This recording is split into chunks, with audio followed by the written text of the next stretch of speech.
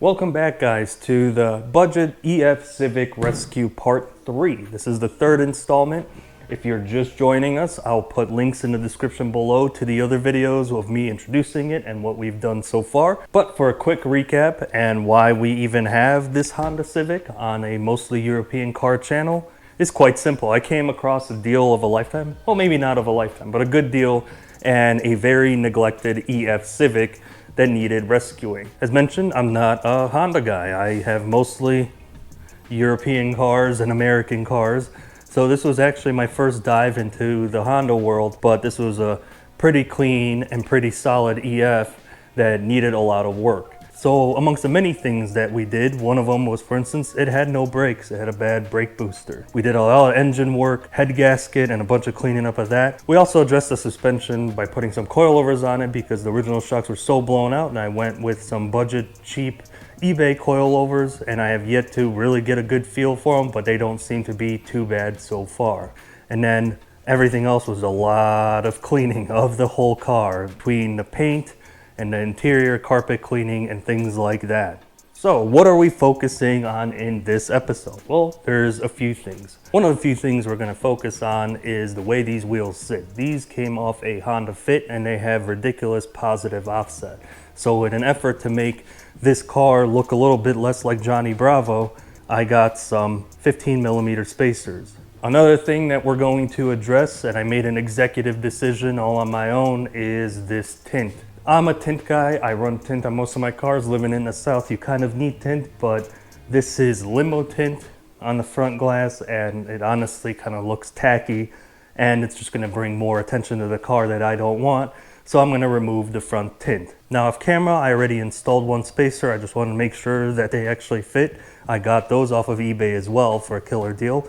I'll put a link for those in the description along with the coilovers. So if you're on the same path as me, you could see so far this stuff has worked out pretty well for me. But there's a screw here right in the middle that holds this plastic trim in, and I could almost guarantee on the first bump this will rub on there. So we'll have to remove this screw and probably trim a decent amount of this plastic shield back.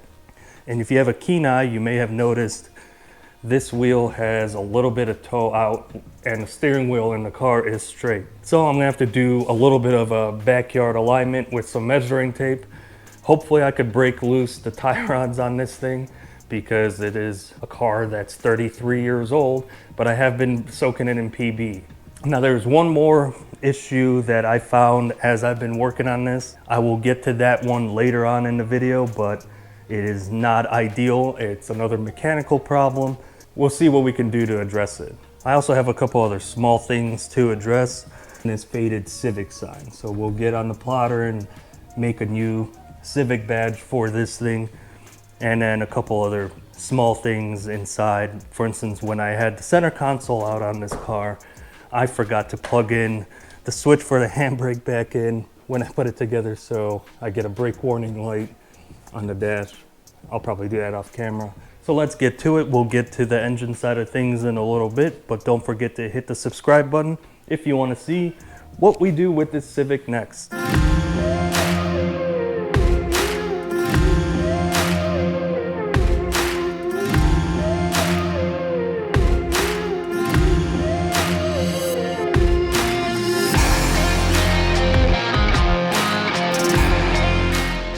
All right, so here we are back on the driver's side. Obviously, I got the spacers on. It's pretty straightforward. Just make sure you torque these and don't worry about them sticking out a tad because most wheels have little recesses between them, and in my application, it works out just dandy. Now, when it comes to our splash shield, obviously it's got all this overspray on it that I can't wait to get rid of. I was gonna initially use a box knife or something like that to cut this neatly, but I think I'm just gonna use the Dremel. I'll loosen up these two to get it away from here. I'll probably cut from here, make a nice clean cut across to there-ish, remove that bolt that I was, or nut, screw, whatever that I was talking about. Then I'll probably tape it off and paint some of this overspray that we have here from the awesome paint job that I mentioned a million times. After that, we'll address trying to loosen this tie rod so I could get this wheel completely straight and have somewhat of an alignment. I'm going to try to load up the suspension in one way or another and then run a measuring tape on this side and this side to zero it out. Now, a disclaimer, zeroing out and doing zero toe on both sides usually works on old cars. Old cars were usually set up to have zero toe in or toe out. With new cars nowadays, it's all over the place. You'll have specific camber and everything else. But I think this car, and I don't know, my Honda stuff, is old enough where I could get away with setting it up to complete zero for toe in and toe out. So that's the plan. I will try to get better video of it, but obviously this is a poor YouTube channel and I don't have a helper, so I'll probably have to duct tape the other side, measuring tape to the tire to try to get perfect measurement, but we'll get to that. Right now, let's focus on trimming up the splash shields on both sides so we could get this thing not rubbing in the future.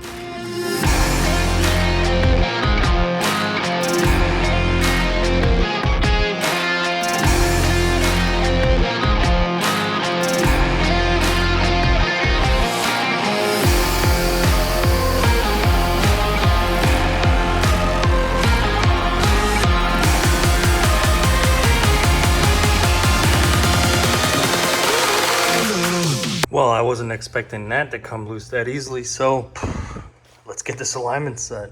Okay, so I wasn't really able to record it very successfully, but I loosened and eyeballed the wheels to be dead straight, set the steering wheel dead straight and secured it. And then I used the tape measure to make sure that on the front side and the back side, from one side to the other, I was dead even, and it looks pretty good to me.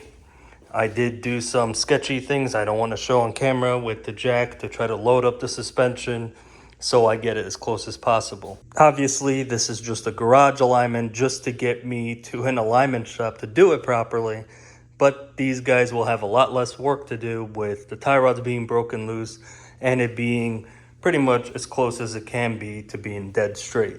Moving on to something very, very small that probably to most people doesn't matter, but the Civic logo on the back of this thing is extremely faded. And honestly, it actually looks better on camera now that I'm looking through it, but it's extremely faded. And I have the means to correct this, so I'm going to do it. This is what we're gonna do. So first, let's see if I could do this with one hand. And just so you know, life is too short to drive boring cars, but look at that. What I did with this is I took a picture of the Civic logo and then I input it into modern technology. I used Photoshop. I was on the fence between Photoshop and Illustrator, but I'm a little bit better with Photoshop, so I traced it out, measured once, and I'm gonna probably cut 2 or 3 times and put it in the plotter. I got the right sizing. I have vinyl that's semi-reflective, so we could correct that. So once we get it cut out, we just have to stick it onto the back of this thing and liven up that Civic logo. I know it's a small thing and it doesn't really matter, but I have the means to correct it, so I'm going to. Then we'll move on to removing the tint and focusing on that back bumper that I dreadfully keep talking about in every video.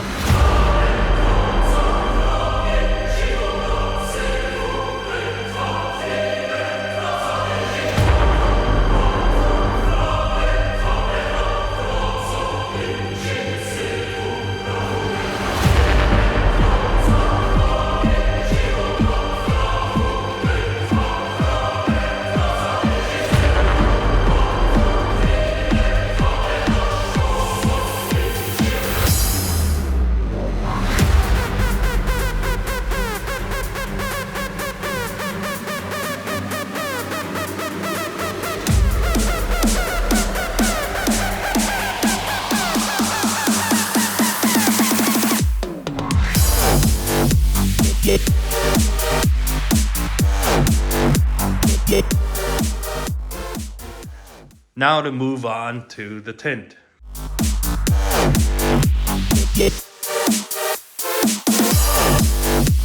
Wow,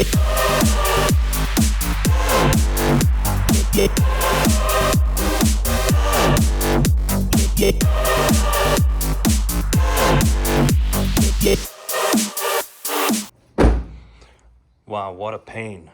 Getting this sticky stuff off sucked. Still gotta do the other side. So, in the beginning of the video, I did mention that we do have yet another problem, and that this car is gonna kill me, at least mentally. So what is the problem, you may ask?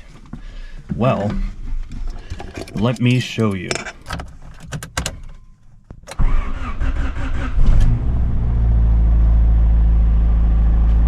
That is the problem here.